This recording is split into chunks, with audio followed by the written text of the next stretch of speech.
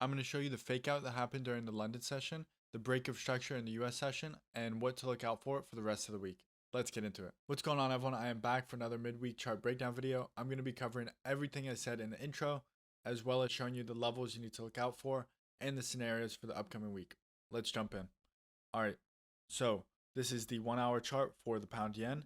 This was one of our very crucial levels that I marked out here. It was the previous range low area here. This low area had a lot of buyers, we presumed, because this was the origination point for the large push up that happened here, which was about 400 pips around. So this morning during the London session, we have a high here, a lower high, a lower high, a lower high, and then this doji candle here on the 1 hour is the London open.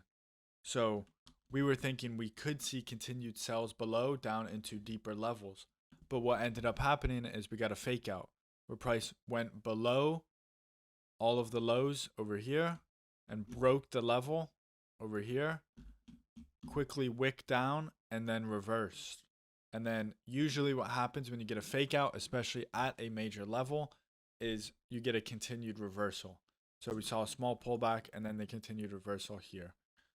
Another thing to note here quickly as well is the break of structure. So what is that break of structure? Well, one, we have an anchor break on the 1 hour chart. So for most of all of these moves, all here, you didn't break an anchor at any point in time. But as you can see here with this 4 a.m. candle, we closed and broke above this previous high here, this previous anchor. And then we did it again here. And then we did it again here. So we've had multiple breaks of the anchor and a continuation. We also broke this trend line here. So this was the previous 4 hour trend line that had been holding multiple times. All of these highs came into it and got multiple touches, and it kept price down. It never broke and continued above. And now we've finally broken, closed above, and continued above. Let's take a little bit of a closer look on the 15-minute for this fake out move. Let me first remove some of these lines.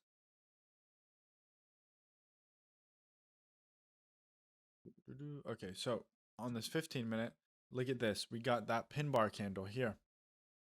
So pin bar rejection candle, and then a continuation long. This would have been the easier move to catch from the fake out move. It would have been difficult to hold through all of this, but then we did see an eventual continuation to the long side afterwards. Difficult move to hold through for the entire time. We did have some people this morning catch this move all the way up into the previous highs over here to the left, which were, their target was 185.14. So that was a really nice trade. One other thing here, for those of you who do watch my other set of videos that I post within the Discord channel, I was saying that we're looking out for something like this where we could see a double bottom before we saw a continuation long. And the double bottom actually came in a different form than I was expecting. So it made another low and then created the double bottom before doing the continuation. So we have the double bottom, we have a fake out, and we actually have an engulfing candle. So there's 3 different reasons why price could have turned around. Okay, so what are we looking for the rest of the week? So I'm going to be looking for continued longs. My bias is still long. If we look at the daily chart, I said I did not want to see an anchor break on the daily. So I didn't want to see a daily close below this area here. And it wicked below. That was the fake out. And now it's pushing back up long. I do think on the 1 hour, we could see it pull back still. So I think we could see something like this where price will, like right now it's at the 186 whole number.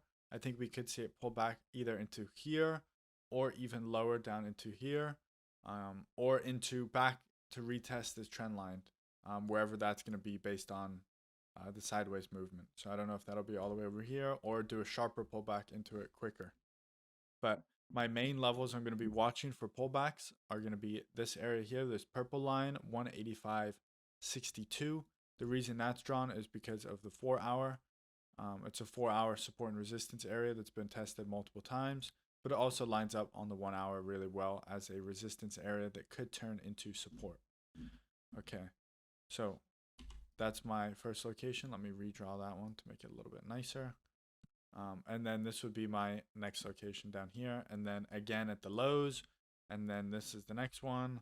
And then my better higher time frame zone is this one. This would be my major zone.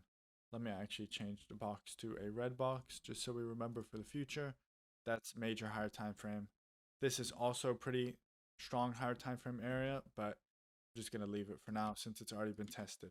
So if price pulls back to any of these levels, I'll be looking for long moves. And then continued longs. Well, so one thing is I could also see a range start to form. We've had quite a bit of movement in the past few days. I could see it start to chop up a little bit towards the middle to end of the week because we have Thanksgiving and the yen also has bank holiday, which we'll get into.